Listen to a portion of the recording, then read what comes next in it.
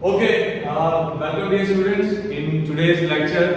Okay, आज का session हम लोग कैसे एनर्जी मेजर करेंगे ना उसके ऊपर है। मतलब आज का सेशन होगा कैलोरीमेट्री पर। आज का हमारा ये सेशन बच्चों बनेगा कैलोरीमेट्री पर। देखो कई बार आप लोग जो पैक्ड फूड होता है ना उसके पीछे लिखा हुआ मिलता है कि पर सर्विंग या फिर पर 100 ग्राम इतना एनर्जी है, सही है। तो वो कैसे मेजर हुआ, सबसे इंपॉर्टेंट चीज कि जैसे आपने देखा कि किसी भी फूड पैकेट के पीछे लिखा था, कोई भी आपने बिस्किट लिया तो वहां पे लिखा था पीछे के पर 100 ग्राम दिस मच कैलोरी। आपने कोई कोक लिया तो उसके पीछे लिखा था पर 100 ml दिस मच कैलोरी। तो वो एनर्जी का मेजरमेंट कैसे हुआ, ओके तो उसको मेजर करने का, एनर्जी को मेजर करने का जो टेक्निक है थर्मोडायनामिक्स का, उसे बोला जाता है कैलोरीमेट्री। एंड उसके लिए जो वेसल हम यूज करते हैं उसे बोलते हैं कैलोरीमीटर, उसे बोला जाता है कैलोरीमीटर। फिर से एक बार, एनर्जी को जिससे मेजर किया जाए उसे कैलोरीमीटर बोलना, एंड वो टेक्निक को कैलोरीमेट्री, उस टेक्निक को क्या बोला जाता है, कैलोरीमेट्री। अब देखो पूरा कंसेप्ट अच्छे से समझ लो, तो बहुत इजी है। ओके, ये जो कैलोरीमीटर है वो कैलोरीमीटर एक्चुअली होता क्या है, तो वो स्टील का बना हुआ होता है, स्टील का बना हुआ, ओके। एंड उसकी जो वॉल होगी बच्चों वो जनरली एडियाबैटिक वॉल होती है। उसकी जो वॉल होगी जनरली वो कैसी होगी, एडियाबैटिक वॉल होगी। अब देखो वैसे तो यहाँ पे हमें दो तरह के कैलोरीमीटर्स के बारे में पढ़ाई करना है। यहाँ पे सबसे पहली चीज हम कैलकुलेट करेंगे डेल्टा यू का कैलकुलेशन। सबसे पहला हम करेंगे डेल्टा यू का calculation. Now from first law of thermodynamics, from first law of thermodynamics,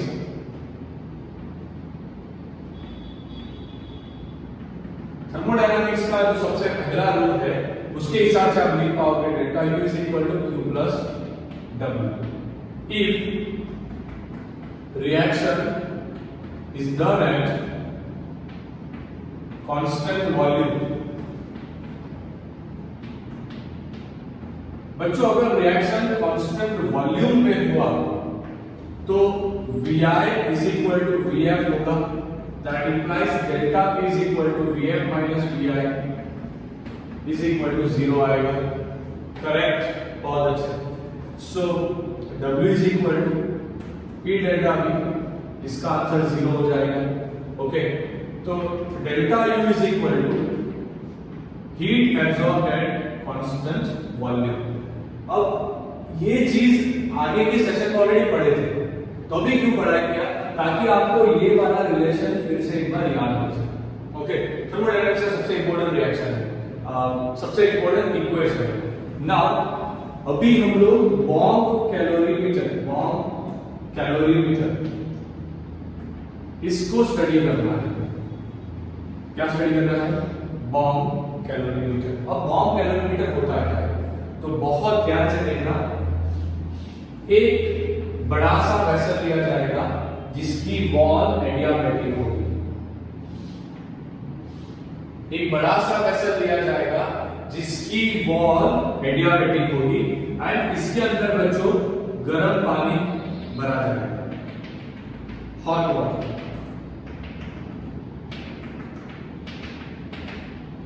इसके अंदर गर्म पानी भरा जाएगा।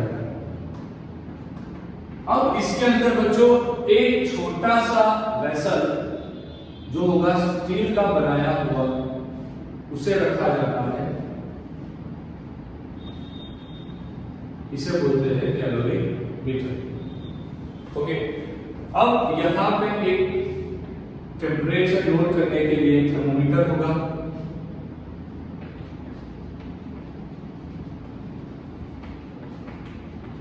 ये जो थर्मोमीटर है उसका काम है टेम्परेचर नोट करना, ओके। यहां पे firing leads firing leads and यहां पे ऑक्सीजन का इनलेट। इतना जो स्ट्रक्चर होता है ये है बॉम्ब कैलोरीमीटर। अब बॉम्ब कैलोरीमीटर काम कैसे करता है? ये जो स्टील का वेसल बनाया हुआ था वो स्टील को वेसल को हम हॉट वाटर बाथ करवाते हैं, मतलब कि गर्म पानी में रख दिया। अब देखो गर्म पानी है, इसका मतलब आपको कुछ इनिशियल टेम्परेचर मिलेगा। ओके, आपको कुछ इनिशियल टेम्परेचर मिलेगा जो टेम्परेचर आप थर्मोमीटर पे नोट कर पाओगे। अब देखो ध्यान से क्या होता है। मान लीजिए आपने कोई सब्सटेंस लिया, कोई भी सब्सटेंस। अब उस सब्सटेंस को बच्चों क्या किया जाता है, तो ध्यान से देखना। उस सब्सटेंस को मान लीजिए आपने छोटा सा पार्ले जी लिया। ओके, तो उस छोटे से पार्ले जी को सबसे पहले तो उसका मास डिसाइड कर दिया जाएगा। क्या आपको 100 ग्राम पे फाइंड करना है, 1 kg पे फाइंड करना है, किस पे फाइंड करना है, तो उसका मास सबसे पहले तो फिक्स कर दिया जाएगा। उसको लेके इस कंटेनर के अंदर, मतलब कि इस छोटे से स्टील के वेसल के अंदर रखा जाएगा एंड उसको रखने के बाद फायरिंग लिड से हीट पास करवाना है एंड ऑक्सीजन के प्रेजेंस में उसका कंप्लीट कंबशन होगा। कंप्लीट कंबशन होगा। अब जब कंप्लीट कंबशन होगा तब उसमें से एनर्जी रिलीज होगा। तो उसमें से जो एनर्जी रिलीज हुआ वो जाएगा सराउंडिंग के पानी में, वो जाएगा सराउंडिंग के पानी में। जैसे ही जो हीट जनरेट हुआ वो सराउंडिंग के पानी में गया तो जो नया टेम्परेचर आएगा वो पहले से ज्यादा आएगा, मतलब जो y का वैल्यू है वो x से ज्यादा होगा बच्चों। ओके, एंड उसके बाद वाला टॉपिक बच्चों, उसके बाद वाला टॉपिक अब क्या होता है तो ध्यान से देखना है। टेम्परेचर हमें मिला TF, उसके बाद वाला टेम्परेचर मिला, सॉरी पहले मिला था TF, उसके बाद वाला टेम्परेचर मिला बच्चों TF। अब देखो, अब यहाँ पे जो जनरल सबसे इंपॉर्टेंट चीज है, ये जो हमने लिक्विड भरा यहाँ पे उसका जो वॉल्यूम होगा वो नोन होगा एंड उसे हम कांस्टेंट रखेंगे। इसीलिए तो हमने क्या किया, उसे कंप्लीटली बंद कर दिया। ओके, जो वॉल्यूम होगा बच्चों वो वॉल्यूम कैसा होगा, नोन होगा एंड वो वॉल्यूम फिक्स होगा, कांस्टेंट होगा।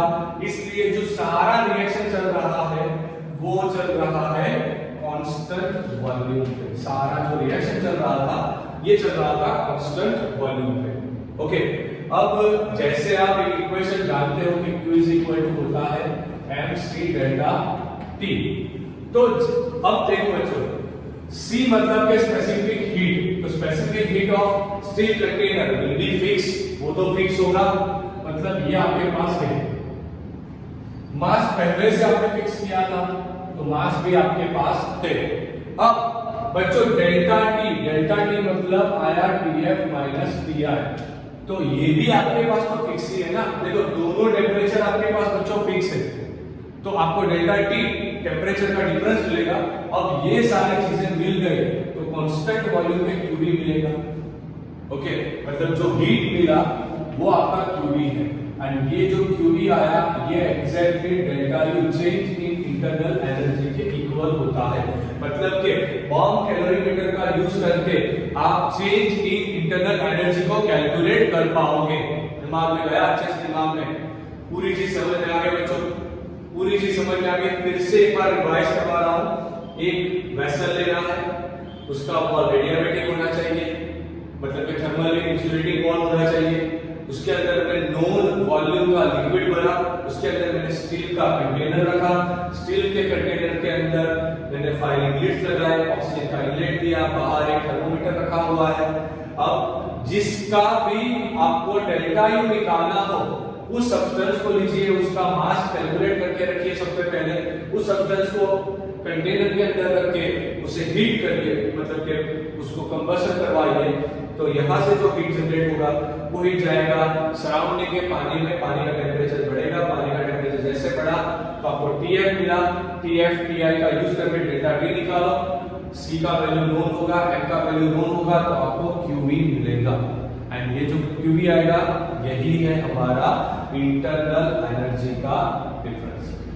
सही है। तो अब सबसे पहला जो डेल्टा यू कैलकुलेट करना था, ये कैलोरीमेट्री का सबसे पहला टॉपिक था, डेल्टा यू का कैलकुलेशन, जो हमारा कंप्लीट हो गया।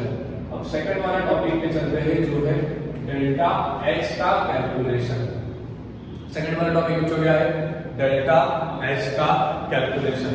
अब देखो ध्यान से कि डेल्टा एच को कैलकुलेट कैसे करोगे आप लोग। जैसे कि आप जानते हो, at constant pressure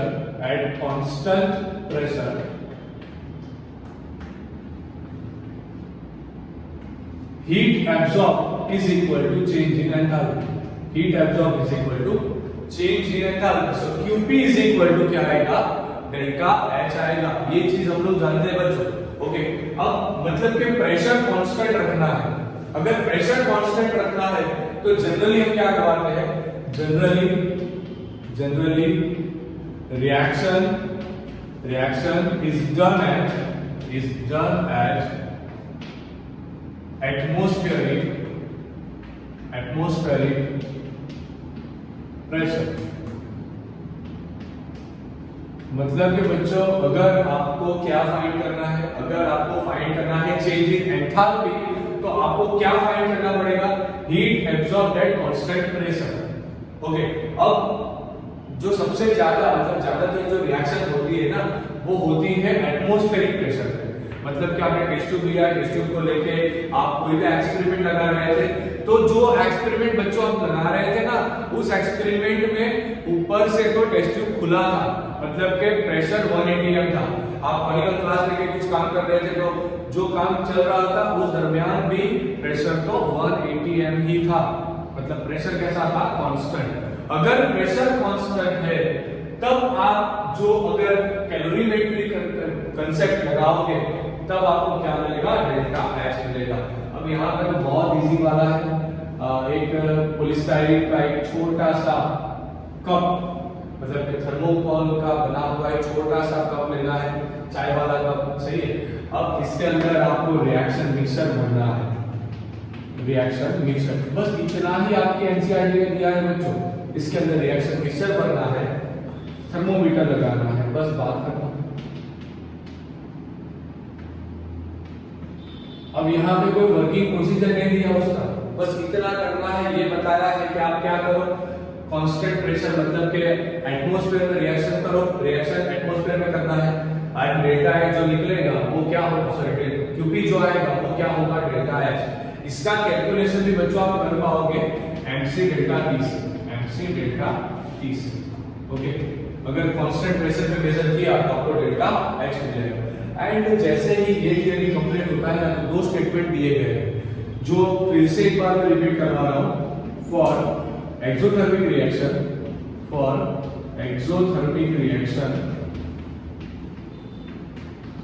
delta RH is equal to, जो रिएक्शन एक्सोथर्मिक होगा उसके लिए ये वैल्यू नेगेटिव आएगा।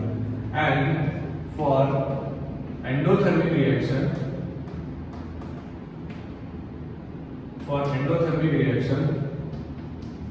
Value of delta RH is equal to positive. Okay, तो ये छोटा सा statement end of the calorimetry वाला जो टॉपिक है वहां पे दिया है।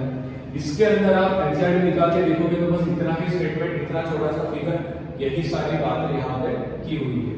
तो बच्चों, कैलोरीमेट्री आपको पूरा कंसेप्ट अच्छे से समझ में आ गया होगा। ओके, इसका नोट्स बनाओ, कॉपी में लिखो, and dear student don't forget to take a screenshot and please dislike करना या फिर लाइक करना। ओके, कल फिर मिलेंगे, टेक अ स्क्रीनशॉट।